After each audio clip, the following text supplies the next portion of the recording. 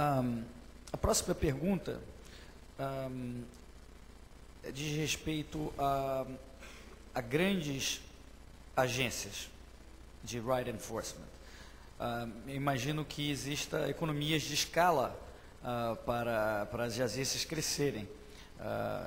E como então impedir que essa agência de right enforcement, a mais popular e poderosa, não acabe se tornando um Estado, não tome o poder à força e submeta a população aos seus desejos? I regret that, unlike my son, I have no duckies to give away. But that's a very good and important question. And as economists know, there are both economies and diseconomies of scale. That a situation where one very large firm can produce more cheaply than multiple small firms is uncommon but occasionally exists. And in my view, one of the most important questions about whether the institutions I described would be stable is how far the economies of scale go in this industry. If it turns out that one firm providing protection to a third of the population of the United States can do a better job than 5 firms providing smaller numbers, you will then end up with a market with only a few large firms in it. And those few large firms may well decide that robbery is more profitable than protection, merge and become a government, and reestablish taxation. If you end up with an equilibrium in which there are 150 or 500 or 1,000 firms, which is many fewer than the number of farmers we have, more than the number of automobile companies, somewhere between, then if 1 or 2 or 3 firms decide to start robbing their customers by being governments, the customers will call in other firms to protect them. So that, I think, is an important question. There's a second question linked to it, which the question that was asked also hints at. And that's to observe that the rights enforcement agencies are really producing 2 quite different products. One of them is the product of enforcing the rights of their customers.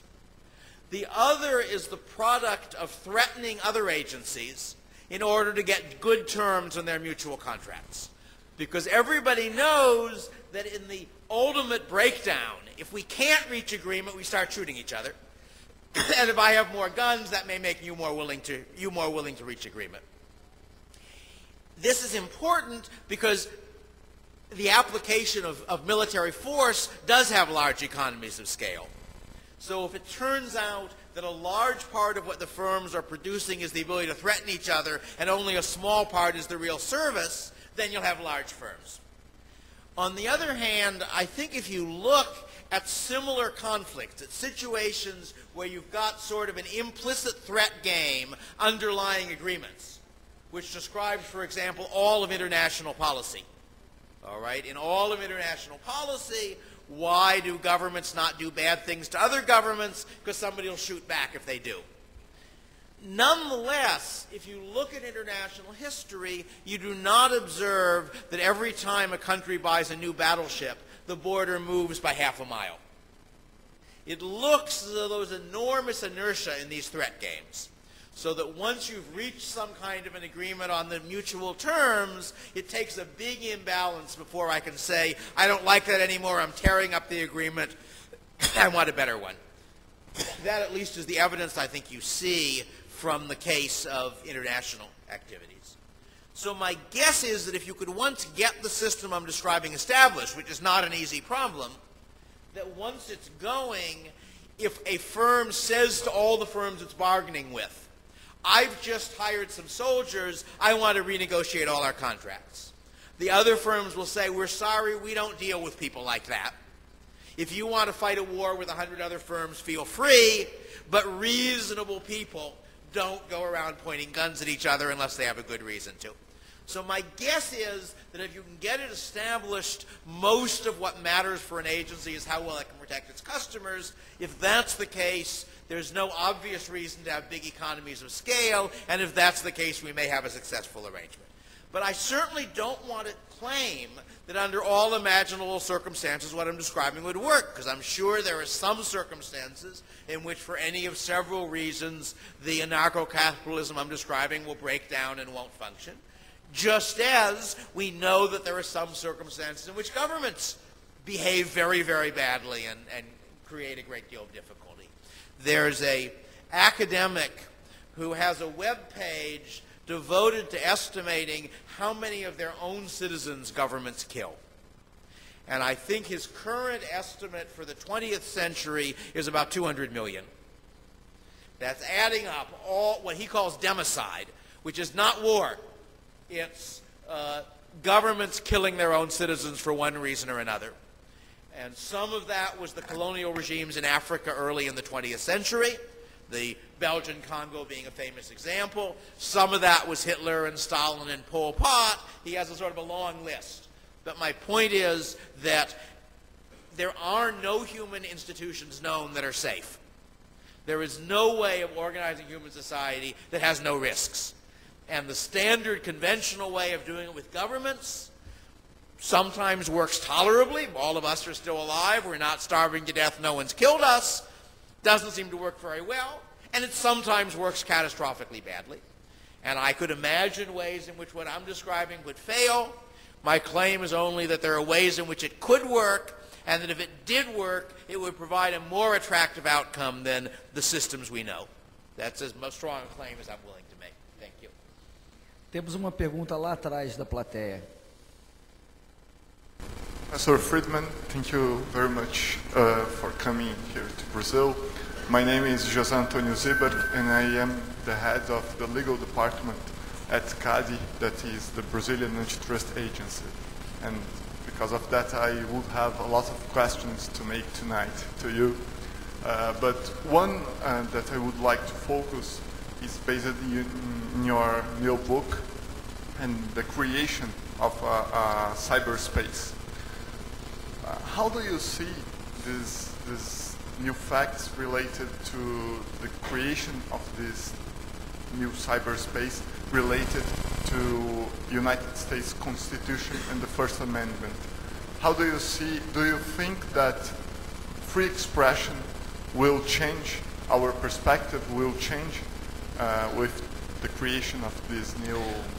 One of the attractive features of what I refer to as a world of strong privacy, the kind of online world where you can control, where you can say things and people can't prove who said them, but you can still have a reputation, is that it gives you a form of freedom of speech that does not depend on the Supreme Court. Because after all, the U.S. Supreme Court only has power in the U.S. It does no good elsewhere. And the Supreme Court sometimes changes its opinions. So I would rather rely on the laws of mathematics, which are what encryption depends on, than on the laws of the Supreme Court. If you're interested in my more general views on law, the book before Future Imperfect was called Law's Order, the nonfiction. I also published a novel in between. That you can read on my webpage for free, as you can read Future Imperfect. I should say I'm not actually in favor of enforcing copyright law. That is, I can see why other people would be. But my own view is that since I am writing books not mainly as a source of income, but mainly as a way of spreading ideas, I prefer to have them readily available online for people to read, and so whenever I can, I do that with my books. And one solution to the problem of being unable to enforce copyright online is that instead of making your living by writing books and getting royalties for the books, you make your living by writing books, the books make you famous, and nice people then invite you to come to Brazil and pay you for giving a talk there. And that's what is a tie-in solution to the problem of copyright. But anyway, the general issue of law is the subject of law's order, and it's not a particularly libertarian book, I don't think, but I think it does reveal that designing legal systems is a non-trivial problem, that there really are a lot of complicated issues that don't occur to sort of people who are thinking of it in political ideology and not in terms of potential hard legal problems. David, o senhor estudou o caso histórico da Islândia. Como o Estado surgiu lá? Vou repetir. O senhor estudou o caso histórico da Islândia. como o Estado surgiu lá? Por que o sistema privado de leis acabou? Yeah, that's an interesting question. And the answer, it's not one where I know the answer. I have conjectures.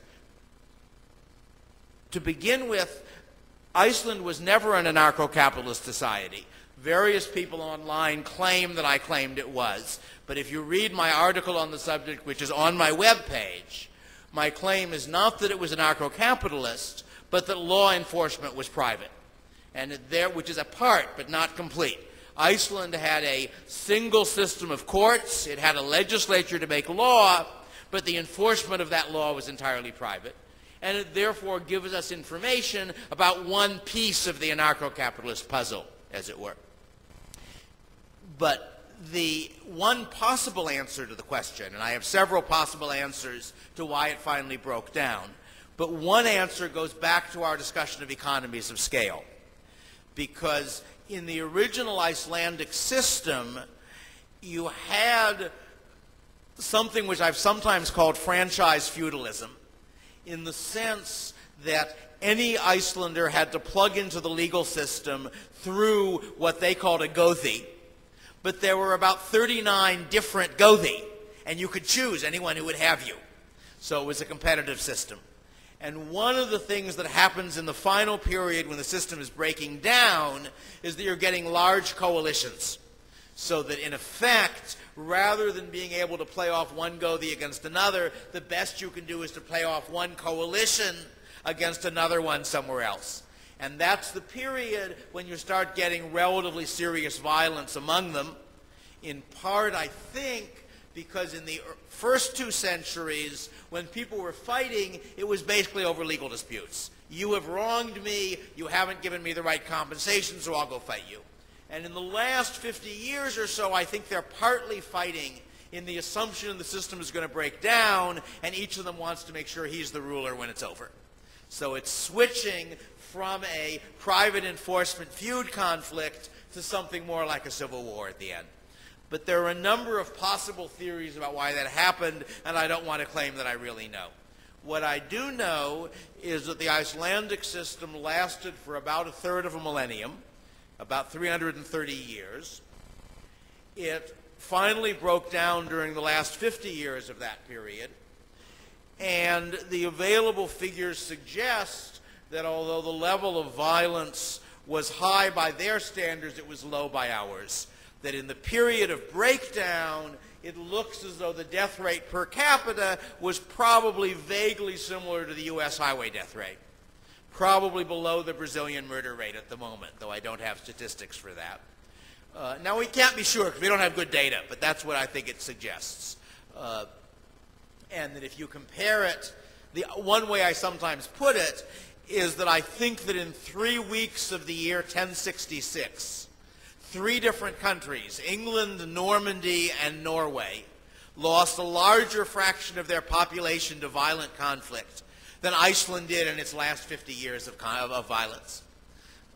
So anyway, but it did break down, and it may have been because it became a more concentrated system, but I'm not sure.